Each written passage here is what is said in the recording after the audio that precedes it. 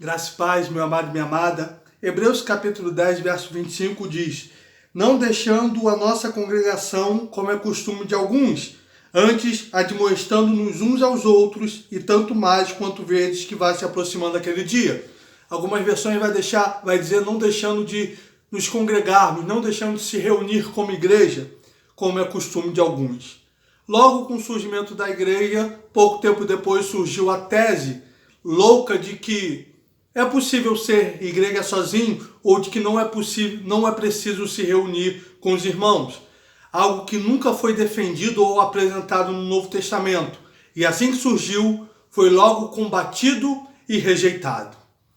Jesus disse que onde estiverem 2 ou 3 reunidos em seu nome, ali ele estaria presente. Quando Paulo e os apóstolos escrevem cartas às igrejas, eles se denominam as igrejas quando se referem a várias pessoas. Mas quando o apóstolo Paulo escreve carta a Tito e a Timóteo, a Filemon, ele se refere às pessoas pelo nome. E não se refere a eles como igreja, porque é muito claro na Bíblia que ninguém é igreja sozinho.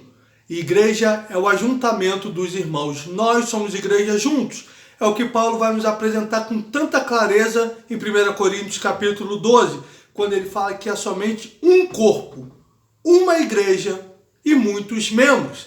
E Paulo vai dizer que o membro fora do corpo, ele perece. O membro não faz o corpo, ele faz parte do corpo. Mas se eu arrancar minha mão, o corpo permanecerá, mas a mão apodrece e morre. A mão faz parte do corpo, mas ela sozinha não é corpo. Irmãos, isso é muito claro nas Escrituras e no Novo Testamento. É inadmissível, chega a ser vergonhoso e constrangedor que em pleno 2021 alguém se levante para questionar algo tão óbvio nas Escrituras. E ultimamente tem se usado distorcido um texto que não tem nada a ver com isso de João capítulo 4. Irmãos, no Brasil a gente sofre de um problema que é a interpretação de texto. Não tem nem só a ver com algo espiritual, tem a ver com saber ler, interpretar, questão de português. A mulher samaritana pergunta para Jesus: qual é o lugar que se deve adorar? Os nossos pais dizem que é nesse monte. Vocês dizem que é naquele monte. Qual é o lugar? E Jesus diz: é chegada a hora em que os verdadeiros adoradores adorarão o Pai em espírito e em verdade, porque é os tais que o Pai procura.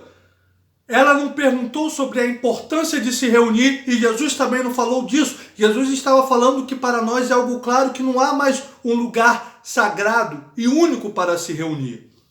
A igreja primitiva começou se reunindo no templo, mas se reunia nas casas, nos campos, inclusive na prisão, quando estavam presos por amor ao Evangelho. Não há necessidade de um lugar específico, único, consagrado para se reunir. Pode ser nas casas, nas lojas, em prédios, até ao céu aberto. Mas o que o Novo Testamento nos ensina com muita clareza é que nós devemos nos reunir como igreja para adorar a Deus, para estudar sua palavra, para louvar, para promover edificação um ao outro, porque cada um tem um dom, cada um tem um chamado, e o dom que Deus dá não é para nós nos alimentarmos ou servirmos a nós mesmos, mas para servirmos ao próximo. Conforme ontem na minha igreja foi pregado sobre dar frutos, nenhuma árvore come do seu próprio fruto. Nós fomos chamados por Deus para dar frutos, e frutos para que as pessoas que convivem conosco se alimentem. Não deixemos de nos congregar, isso é uma ordenança bíblica, não é uma questão de achismo, irmãos. É uma ordenança. Se você for estudar o Novo Testamento, se você for estudar a história da igreja, o Pentecoste veio quando eles estavam se reunidos. O texto vai dizer que havia 140 pessoas reunidas, orando, buscando, porque foi a ordem de Jesus, ficar reunidos em Jerusalém até que do alto sejais revestidos de poder.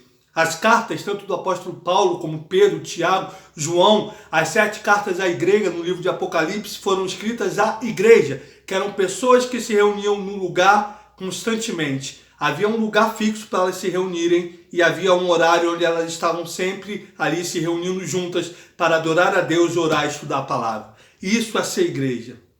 Não, você não é igreja sozinho. Isso não é base bíblica. Isso é um ensino do diabo, é ensino de demônios, porque vai contrário à palavra de Deus. Nós somos um só corpo, muitos membros, mas um só corpo, e um membro perece fora do corpo.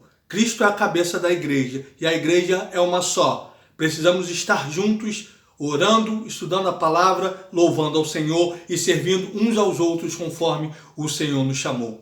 Não deixe de se reunir, não deixe de congregar. Que Deus te abençoe em nome de Jesus.